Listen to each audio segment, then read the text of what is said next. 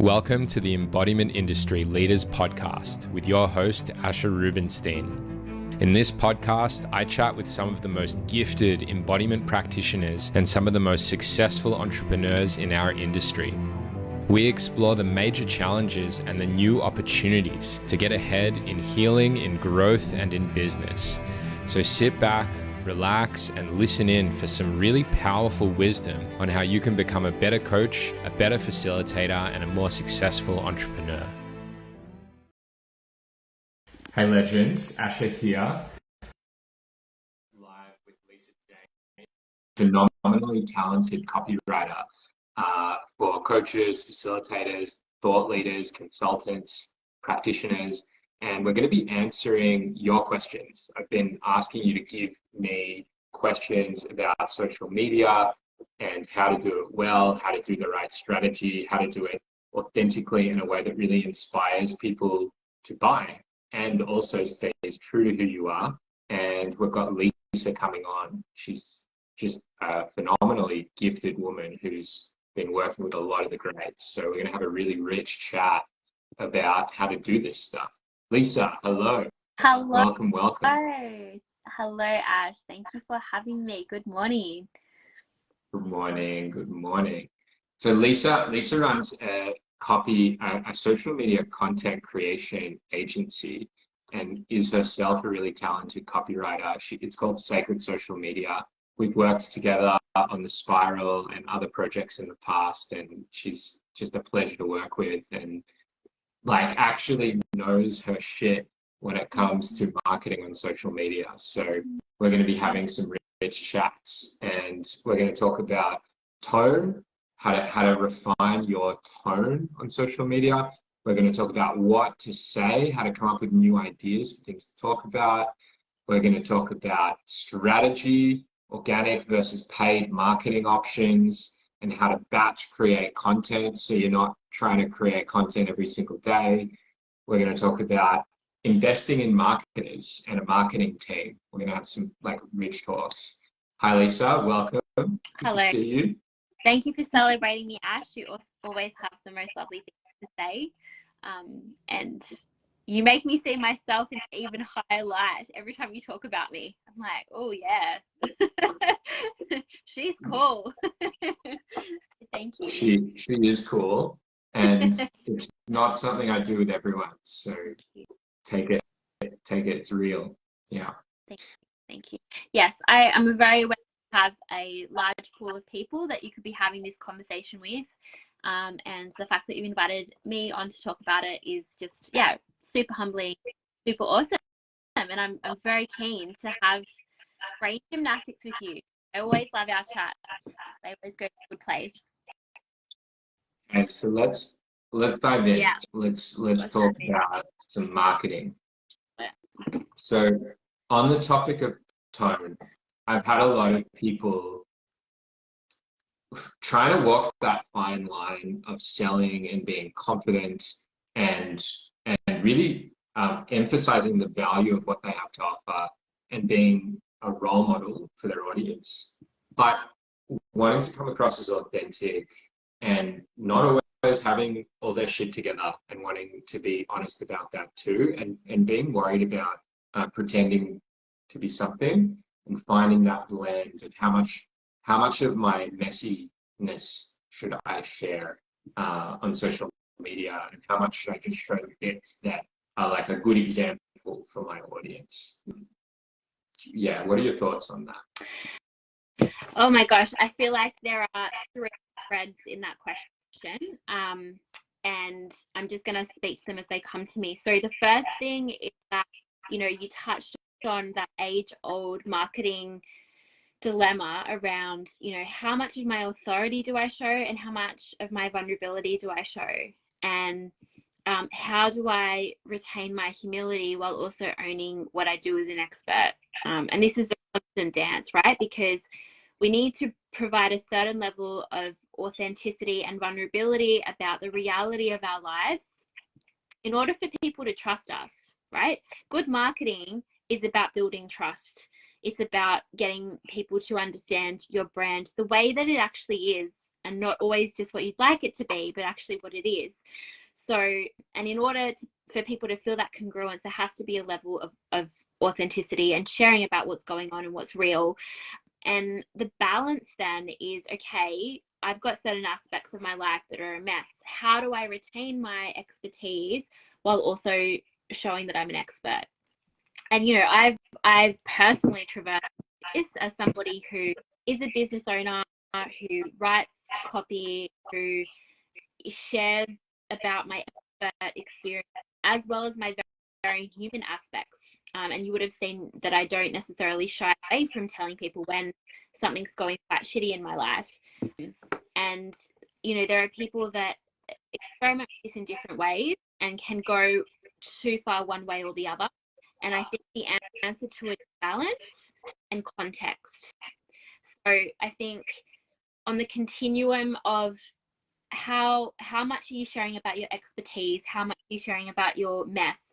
If you're only sharing about your mess, that's actually not authentic, you know, because your life isn't all mess and everything isn't just terrible, and there are still things that you're doing well. Okay, so it's actually not this continuum of, you know, if I'm not sharing about the mess, I'm not being authentic, or it's actually also inauthentic to only share about the mess, because that's not true either. The other area is, you know, if you're only sharing your successes, if you're only sharing what's going well, if you're only sharing how amazing you are, that's also not completely authentic either. And that's not necessarily going to build trust. No one is going to believe that everything is going well all the time. Now, you may also be a really positive person. For example, I have a positivity bias that could, you know, sell magic to magicians probably, and that's really works for me. Like that keeps the sun shining in my life, and that's really great. At the same time, you know, there has to be healthy acknowledgement of reality, and, you know, you can be grateful and you can share your gratitude even in the worst parts of the storm. And you can also provide a healthy acknowledgement of, you know, the fact that there are challenges, and you can speak to those challenges without necessarily having to go into detail. So I think balance is important. I also think that context is important. Okay, so if you're expert in a certain area, for example, if you're an expert marketer, or you're expert, let's say, relationship coach, right? Let's say you're an expert relationship coach,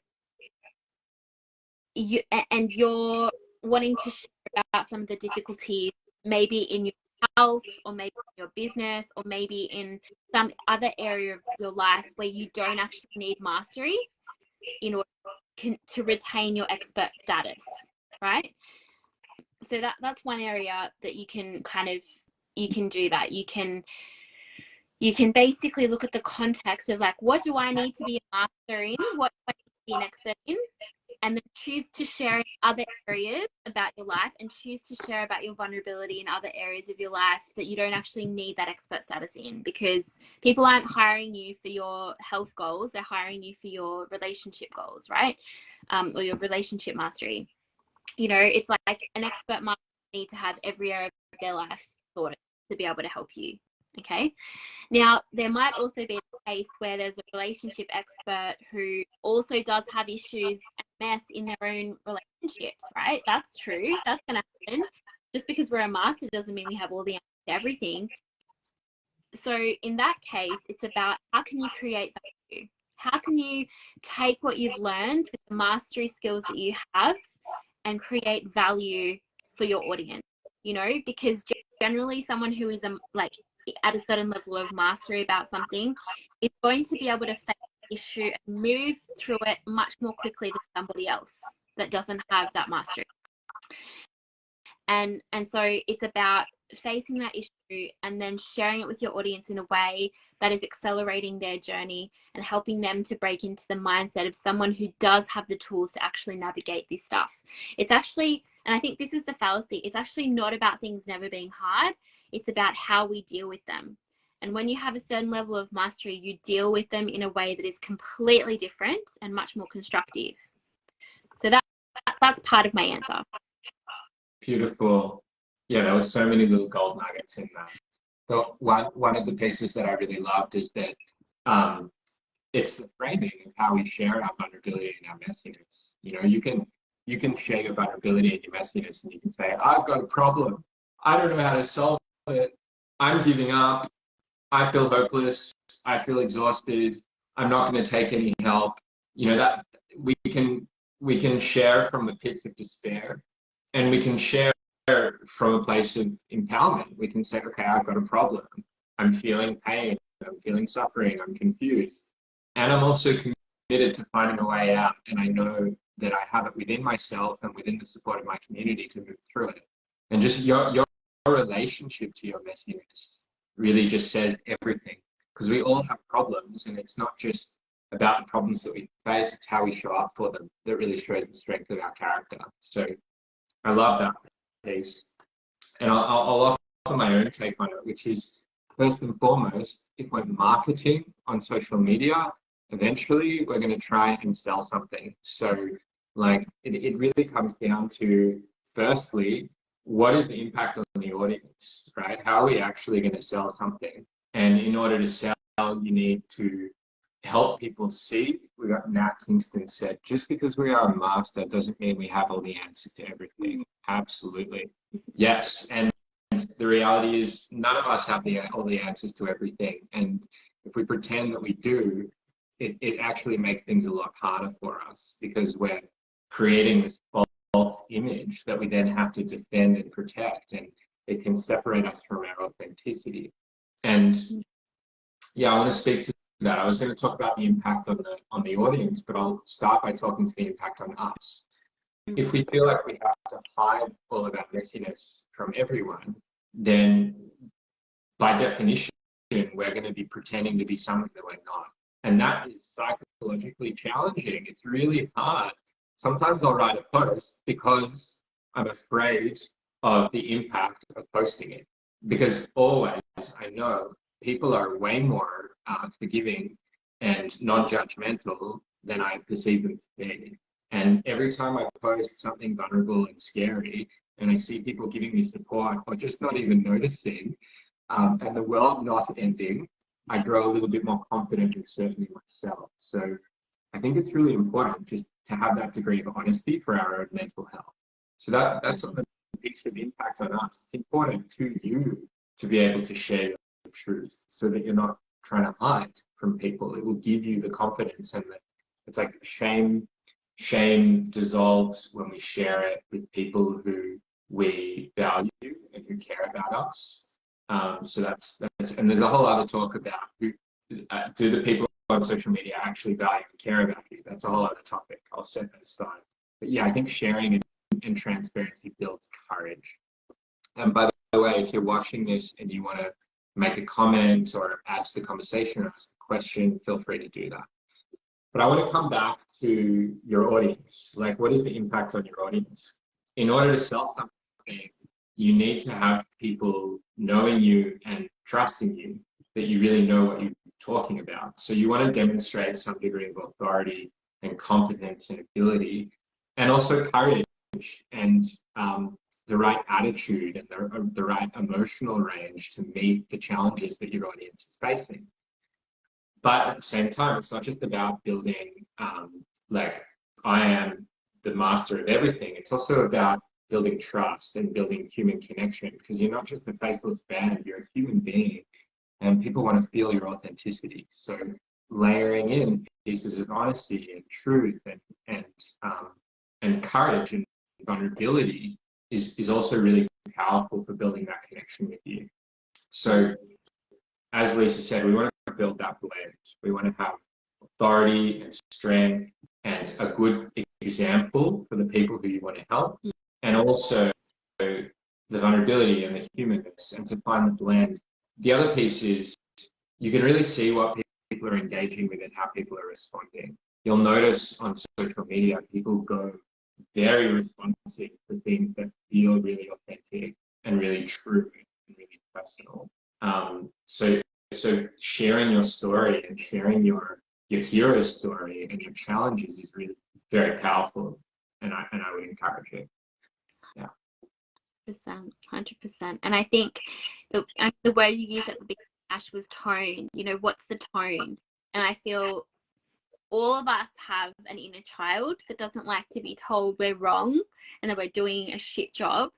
And at some point, if someone's marketing is constantly carrying an undertone of like, I'm better than you, and the way you're doing things is wrong and my way's better, those sensitive beings that we are, and those, you know, those little parts of us that want to be recognized and respected, are potentially going to start tuning out as well.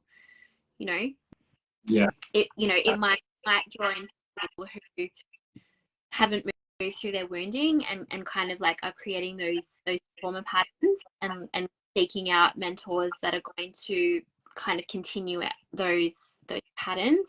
But if you want kind of to be attracting people that are healthy and wanting respect and, you know, have that healthy ego, speaking to them as a fellow human on the journey, and that you're sharing your journey with them and you're doing what you can in your marketing to support them on their journey with your real, with your wisdom, with your experience, with your lessons.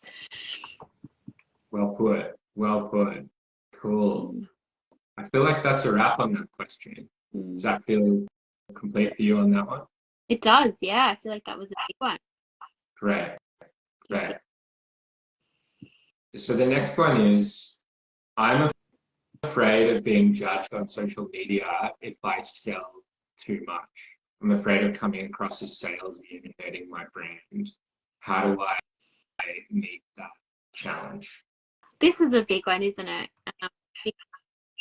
You know, I think many of us have, and I would say the word trauma around sales experiences where our consent has not been considered, our experience of safety has been considered.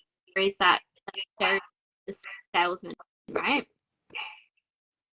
And I really love the way that that's being changed. So basically, in order to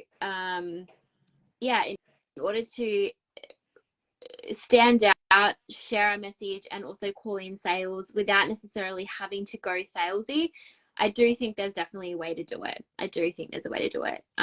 So, you know, when you're online and, you know, people are aware that you have an offer or a product or it's something that you're selling, there are lots of people who will have a call to action for every single one of their posts when they're in launch mode, and that can work really well for them and their brand.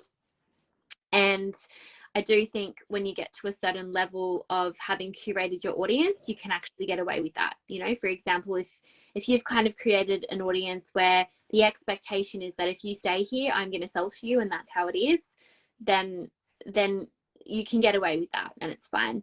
If you're still in the middle of building your business and your online presence as a business, it's totally understandable that you don't want to be smashing people every day with a direct call to action. And so I guess this is where the building of value in your networks is really important, and spending a lot of time, you know, adding those value posts that are building up your personal brand story, that are giving tips to your audience, that are sharing wisdom, that are leading them on a journey to more empowerment, so that they're in a bit better place by being in your newsfeed. They actually are getting a higher quality of life, a higher level of access to education and wisdom by being in your newsfeed. And, you know, in exchange for that, you're allowed to offer your services, right? It does become a fair exchange system where, hey, like, I'm going to give you some free value, and in exchange, do you mind every now and then that I'm posting some direct sales so that you can come and get more help if it feels resonant to you. There are also ways of actually selling without actually having to sell all the time, a direct service. So, you know, that can be a call to action onto your newsletters. It can be a call to action to free items that link people to your newsletter lists. It can be, you know, jumping on a sales call with you, which is more of an invitation rather than necessarily a hard sell. Like, there are lots of ways that you can do the soft selling that is really just helping give people an opportunity to get to know more about you, or for you to add more value in a different way. which is an invitation. You know, it's not that you're saying do this. It's like, if you're in this situation, you know, here's some ways that you can get more support for free or for a lower tier price. I think the ratio of, you know, when you're just kind of posting content and building your brand to selling, you know, that's something to talk more about and to work out what those actual ratios are of like how much brand building do you do, how much selling do you do when you're not in a launch period, when you are in a launch period. All of that is important to think about. But I think if you start with like, I just want to add value, and every single post I do is about how I can add value, then regardless of whether it has a CTA on the end, people are going to be okay with it, I believe, because they're going to, if they're entertained, if they love it, if they feel relief or in touch with their humanity from reading what you've shared, whether or not you have a CTA at the bottom is up to you. And there are strategies of actually minimizing the direct call to action being so prevalent in the post, and maximizing the storytelling aspect. You know, that, by the way, this is happening. By the way, if you want to know more, let me know. So yeah, there are definitely ways to do it. And like anything, it's about give and take. So if you have that energy of give and take with your audience, they're going to feel that. They're going to know if you don't care about them and you're just trying to sell. They're going to know if you are trying to connect with them and it's genuine. And more often than not, they will start to see your offers as an opportunity as opposed to something that you're forcing down their throat. Well put. Well put. So many good points there. I'm going to dive straight into my take on this.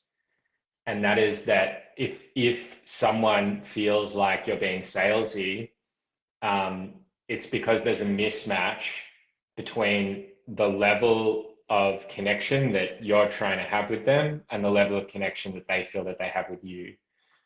When your audience is really connected to you and you sell to them, it's a gift. It's like, oh my God, great. Finally, they're selling something I want in. I've been building my desire and my anticipation for this thing for months. Finally, take my money, go. That's where we want to get to. And that's a journey. You don't just pitch your offer right away.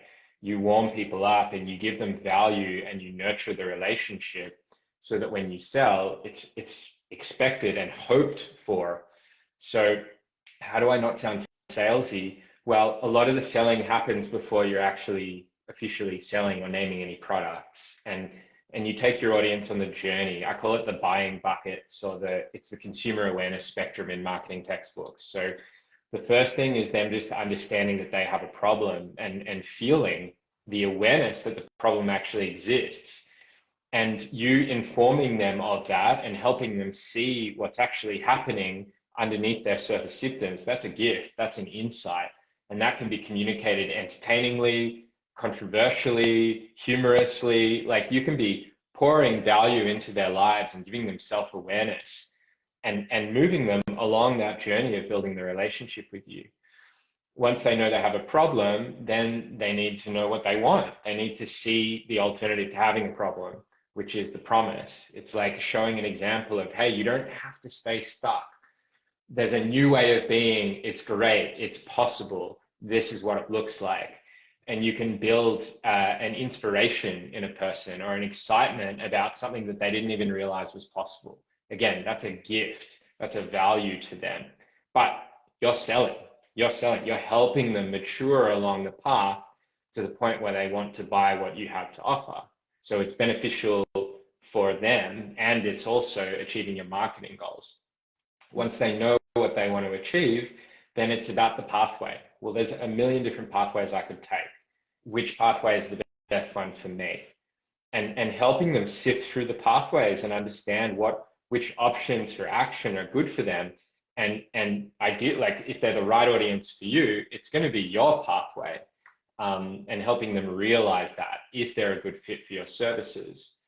And once they know the problem and they're desiring the promise and they're on board for the pathway, when you sell to them, of course, it's like, great, I found a product that's going to help me get from A to B along the journey that I want to take. So to think about selling not just as naming a product, but actually giving value, giving value, giving value, and then the product is like the cherry on the cake.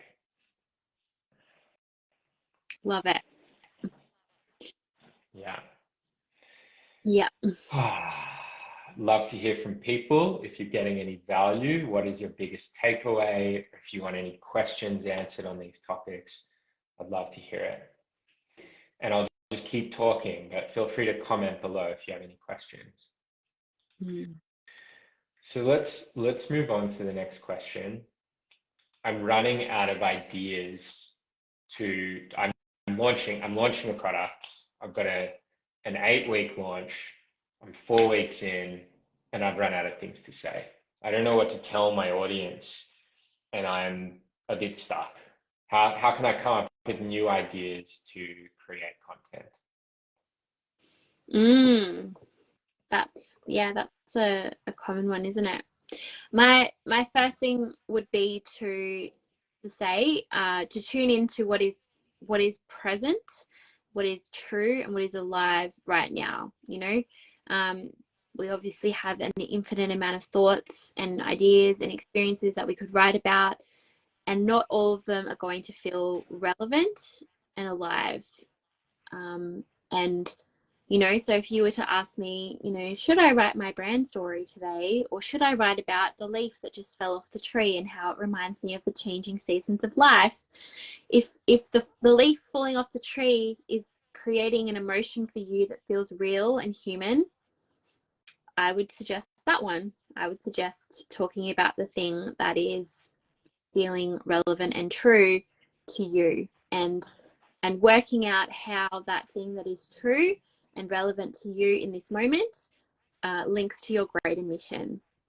I do believe that anything that you write can be linked back to your greater mission, which hopefully, if you've created an offer that is linked to your greater mission, then there's a natural connection between the thought that you just had, the way you want to help people, the offer that you have, and the greater mission that you serve and that your business serves. And when you have that level of congruence in your life and you're living in alignment with that purpose, essentially every bit of content idea or thought that comes into your head can be linked back to your purpose and your offer, because it's all part of it. So the answer is you can write about anything and find a way to link it to your offer and your purpose explicitly. Yeah, I love that, Lise. Yeah. The thing I love about that is because it keeps it relevant, keeps it alive.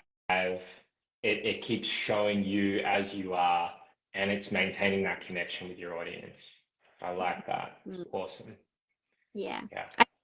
There are obviously frameworks that we can use to guide us. There are definitely strategic posts that we can write, and we can kind of do a little carousel of like, okay, it's time to post a celebration, it's time to post a client win, it's time to post an offer. Like, totally, we can do that. And also, if you're really in that place of like, I just don't know where to start, just start where you are. That's a really good place to start.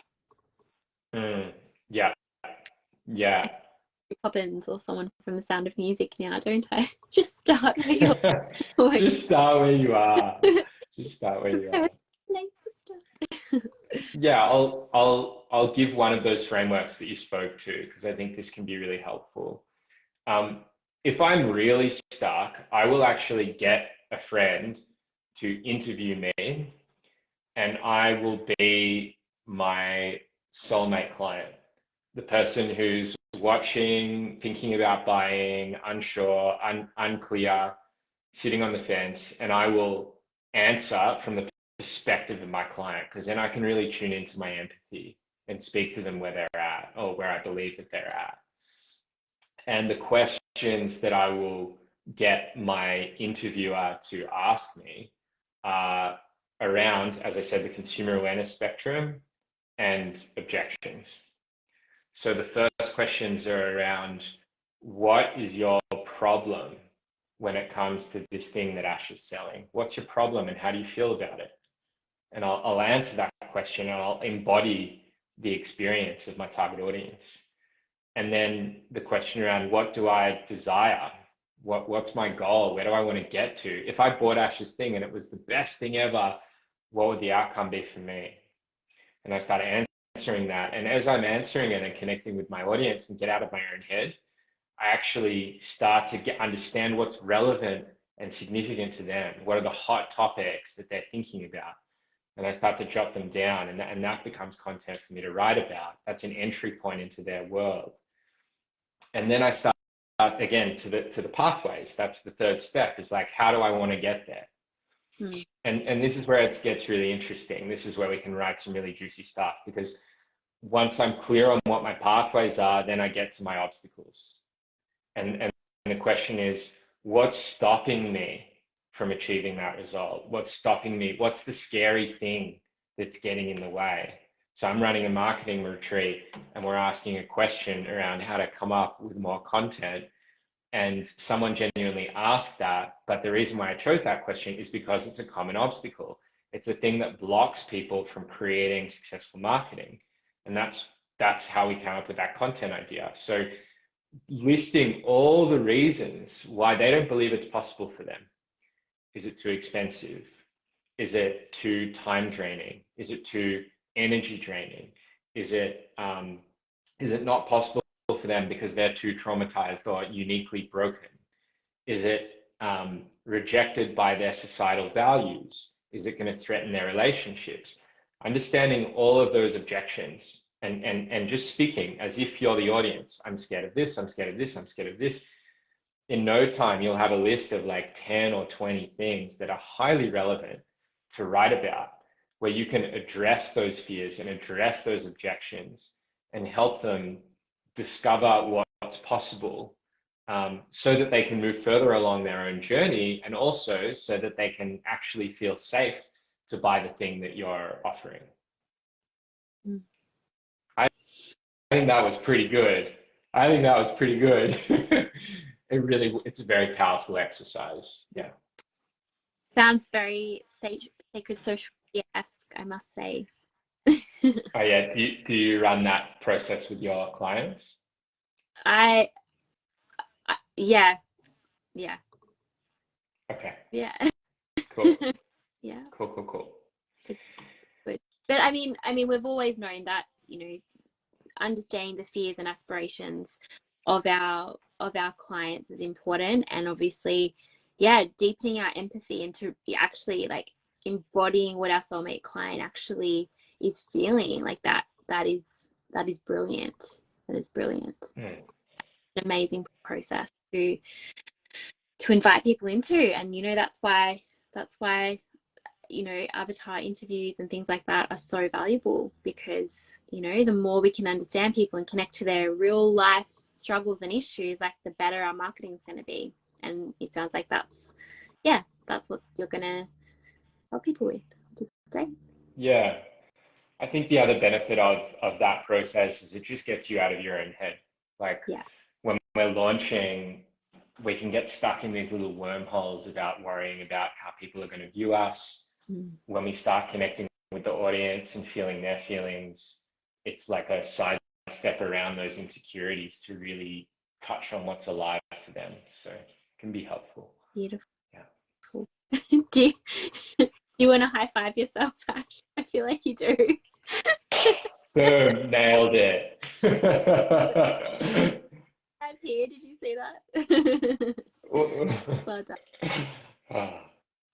Well, let's move on to the next question. So this one's about batch creating content. I've heard a lot of people stress, and by the way, you don't need to be the first person who answers. If you want me to go first, we can switch it up if you want. Yeah.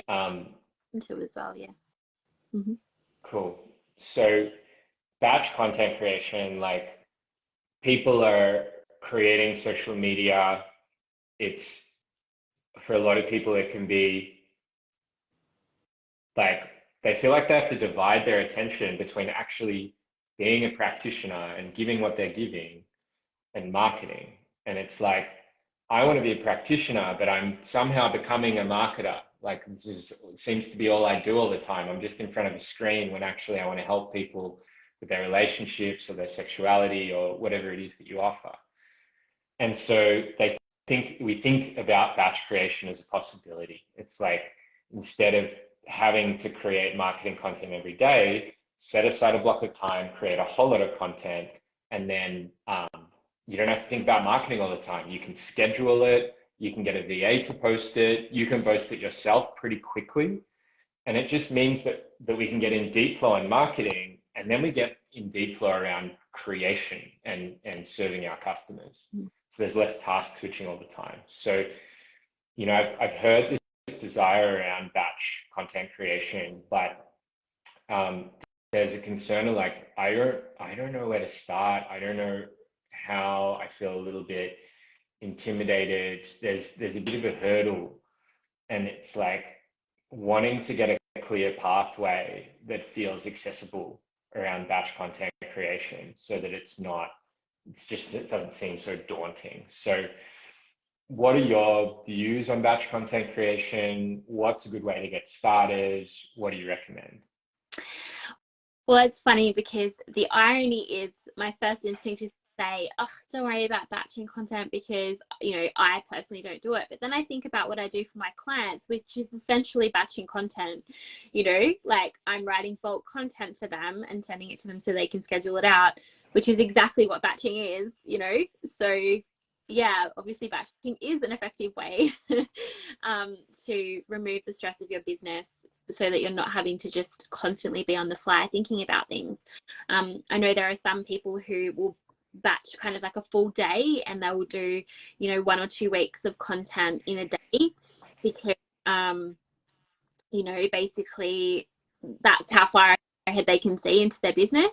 But for a more established business, you know, where you have pretty clear brand values, pretty constant offers, you can probably schedule out a bit further than that, you know, because in the early stages of entrepreneurship, people can change their mind every couple of weeks.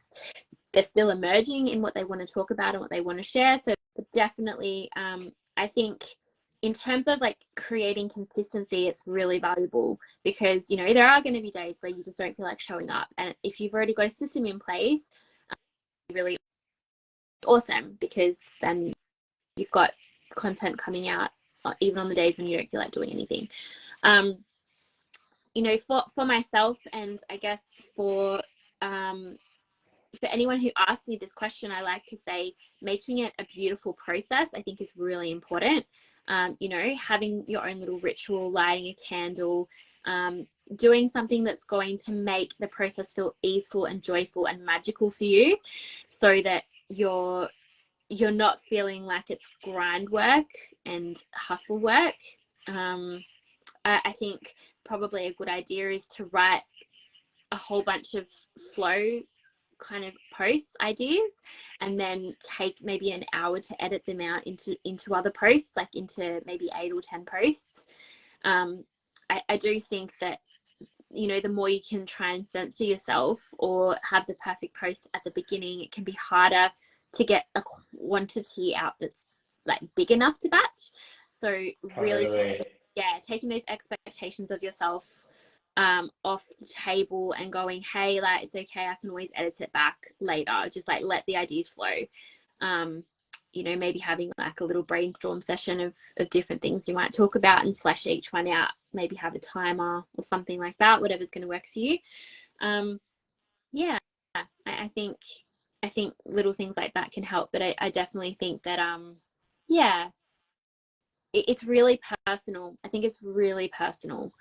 You know, if you really want to keep on the aliveness of like posting what feels relevant to you each day, I totally respect that as well. And I'm actually really there for my own business, and also I totally respect batching as well, because you can still really initiate yourself into a deep feeling of presence and awareness, and right from that place, and have that content be really alive for the following 2 weeks when it's scheduled, or however long. Yeah. Does that kind of answer the question? I feel like I just spoke. Yeah. I mean, there was loads of gold, you know, setting up a space for yourself, and an energetic space and an emotional space, and having a bit of process around that so you can get in the flow. Like that in and of itself is gold, like not just sitting down and trying to write because we want to get in the right energy. That really, really spoke to me. And then, you just casually riffed off a whole bunch of things that are extremely important and valuable. Like you don't even realize the sophistication of the techniques that you're using. Like that, this is all really, really good stuff. Yeah.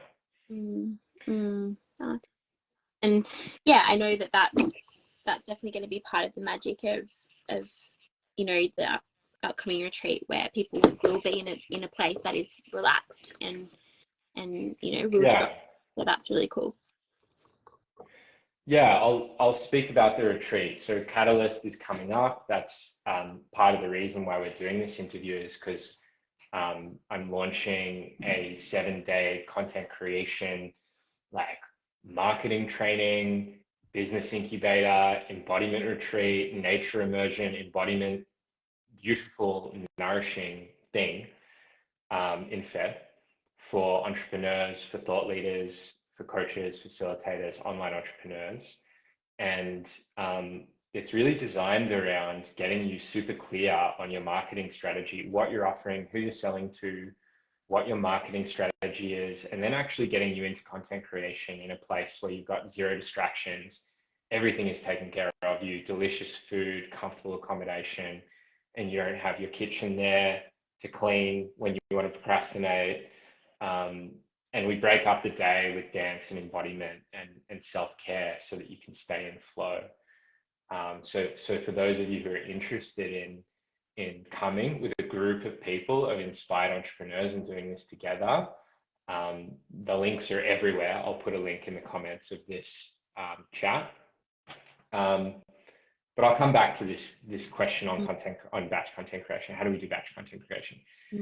I think the first piece is to make some decisions before you sit down and write. We're not just like haphazardly writing a whole lot of pieces of content. We're actually thinking about, what are our broader business goals? Are we experimenting to see what lands with our marketplace? Are we growing our audience, getting more followers? Are we nurturing our audience, like preparing the followers that we have? Or are we actually selling something and launching? Getting really clear on where you're at. And then you kind of just keep chunking down and make narrower and narrower and narrower decisions. Like, what channels am I posting on? How often do I want to post? What are my content themes? There are just these questions that are like the next step, the next domino question. And with all those questions answered, it actually becomes really clear what to write about. And we can just write and write and write, or talk and talk and talk, or dance and dance and dance, whatever you do, because all of these messy, complex questions have been decided. So I think that's a key piece, is making the strategic decisions in advance and not just trying to sit down and write. And then the next piece is the psychology, is like embodying the qualities of the person who you want to show up as, and bringing awareness and compassion for the parts of you who don't give a fuck about marketing or want to get as far away as possible. And having that integration and that self-care, the psychology, the energetics in place. I think those two pieces, strategy and energetics, once they're in place, the actual execution becomes a lot easier. Yeah. I love that piece that you've just said around deciding on the strategy and then allowing the other stuff to emerge from an embodied place. It's masculine and feminine, it's holding and it's intuitive, it's structure and flow. I love that. Exactly. I see a lot of like marketing bros going really hard on the direct action marketing and selling, and it just doesn't hit. It's like, I feel like you don't get me, and do you even get you right now? It's icky. And then I also see people on the other side who are deeply embodied, inspired, self-connected, self-aware people, but their marketing sucks because they don't use any structure or strategy, framework. And I want to do both. Let's do both. That's really the invitation of this retreat. That's it. And I just want to say how much I love that it exists, like that you're bringing this into the world. I've never heard of anything else like this, really, in a physical space. And I think a lot of people in the world struggle to really land in their bodies. I do think it's quite a niche industry that's emerging, and like some of the people that we know, and perhaps maybe even ourselves, are like the people holding the torch for this stuff and the power of it. And so really like rewriting that bro marketing story and showing people another way where they can get in touch with their own power in their bodies is just really, really cool. It's really, really cool. And it's also turning on its head that like a retreat just needs to be all about relaxation, because it's like, actually we can relax and we can like do business stuff. Like, why not? Totally. Thank you, Lisa. Thank you for seeing it. Lisa's going to be running a masterclass on copywriting and specifically looking into Facebook and Instagram, maybe touching on email. We're still working out the details. And yeah, she's going to be a part of the team who is going to be mentoring the content creation people who come to the retreat. I want to go. Thanks, Lisa. Online. Like, I want to be there. Anyway, we'll talk about that. Yeah, I would love for you to be there as well. So look, if you've gotten value out of what we've shared and you have any questions, feel free to message. And if you're considering going to the retreat, you can send me a private message. I'll send you the details, or you can get the link to the website on my Facebook profile. February 5th to the 11th, Catalyst Retreat. Thanks for joining, Lisa. Thank you so much. Appreciate your time and your genius. Yeah, hope you have a beautiful day. That's it. We're all good. No more questions. We've satisfied the people. I think we've satisfied the people. Yeah, I had a couple more, but I want to respect your time and finish on the dot. So I think we can wrap it up there. Okay. All right. No problem. And thank you very much, Ash. I am happy to do a round if you'd like, but if we're done, we're done. Another round. One more question. I'm happy to. It's fine. Okay. Let's do one more. For an entrepreneur who is like super passionate, skilled, like they've been trained, they've seen clients, they haven't yet, like, I just hear this issue, this dilemma all the time. It's like, I need a marketer to help me make sales to get more money, but I need more money to hire a marketer to help me make sales. And it's like this chicken or the egg, and they get stuck at that point for a long time. I'm curious about, like, what are your thoughts on that? How do we move past that challenge? Well, I'm curious to hear your thoughts on that. Sure. Okay. My thoughts are, yeah, I mean, you're always going to have to start somewhere, right? And I think making sure that you've got a quality product is important, because then you can really invest in marketing and know that it's going to pay off and have a return, right? I can understand the dilemma where you're not sure if you have a quality product or service or experience, and of course you're going to be tentative to invest marketing money into it because you don't know if it's going to have a return, because you don't know if people are actually going to want what you're selling. So if you've gone through those stages of having done a few pilots or offered, a couple of people what you're doing for free, gotten some feedback, sold it for a low end price and increased the price a little bit, and you're getting the sense that it's a good thing, I would recommend that, you do actually see your business as something that it requires investment. Like, you're going to need to invest on something in order to grow your business. Having a business account or a fund where, you know, maybe even at the beginning you have another job that isn't your actual business in order to top up that fund so that you can incrementally invest in your business. Because at some point for a successful business, you will need to have a basic or sophisticated understanding of marketing, or you'll need to outsource it to someone who does, who can advise you, support you in that way.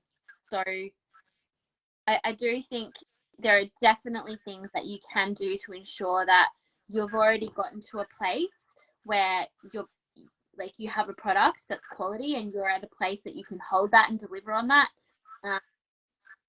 And also, like, there is going to be a time where marketing is something that you need to focus on. And I know that, you know, there's that question around, when do I do organic, when do I do paid marketing?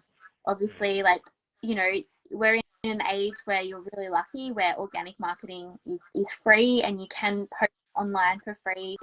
And so as long as you have basic marketing understanding, then you can post, and you don't have to make a high level of investment. Once you start to grow and you're in that paid marketing area where you want to amplify the content that you have, then basically, like, that will require some investment, and it will require a more sophisticated level of knowledge. So the answer is, if you're serious about your business and you don't have the funds, create new streams of income to support what you need to do to have those skills, because you will need them. Yeah. That's my answer. Would love to hear your answer. Yeah. Yeah, I think the piece around, like, not putting the pressure on yourself to have to just do your business, your passion business. If you haven't figured out how to make consistent sales that are profitable, to give yourself permission to work to support that until it's self-sustaining, is, like, so important. Yeah. Like, I think this all hinges on, like, where you are along the business journey. And the key thing to consider is, like, product, message, market fit. Product, message, market fit. Do you have a product where if you were to say, hey, I have this product, people would be like, great, I want to buy it, here's my money. That's product fit. Message fit is when you write about the product or talk about the product, does it resonate for people? And they're like, oh, cool, I want to jump in a sales call or go to your sales page. So this is like product, message, market fit. Once you have those things and you've seen in the real world that they're actually generating sales, you can, with confidence, go to a marketer and say, hey, here's my money, pour gasoline on the fire, let's scale this up and make a money machine and help millions of people. Great. Before you're at that point, there's experimentation. We're refining the product, like what it is that you're actually selling, and we're refining the messaging around the product so that you can connect with your audience. And we're also refining your audience. We might even be tweaking who it is that you're actually talking to.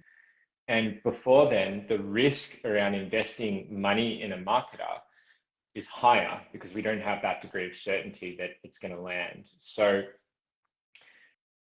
like, what I see is practitioners or entrepreneurs become successful marketers in their own right, to the point where they have product market fit, and then they hire marketing teams to help amplify. Because a brilliant marketer is not going to do very well if your product or your message are not landing for your audience. Once you, the business owner who intimately understands what you're offering, once you've got that formula, then you can just, like, add team and add paid ads, and it will just explode. But in the beginning, you kind of got to go along that journey and kind of be your own marketing director.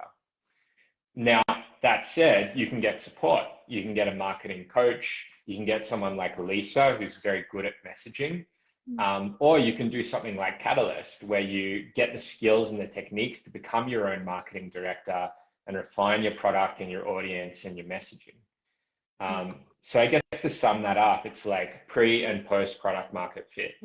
Pre-product message market fit, you just got to bite the bullet and get better. I'm sorry to give you the hard truth, but you've kind of like, because people don't want to be business people, they want to just be practitioners. That's the dream. But if you really want to scale it, you have to get good at business. You got to get good at marketing and you got to get good at sales. But you don't have to do it alone. And it doesn't have to be painful. It can actually be quite rewarding and satisfying when you have the right models and the right community to work with. Ellie said, this is good. Product, message, marketing, fit. Permission to refine. Exactly. Permission to refine. And to give yourself permission to be where you're at. Yeah. And then once you've got that, you're at a point where you can pay yourself a salary, and you might even have some left over to invest in a marketer.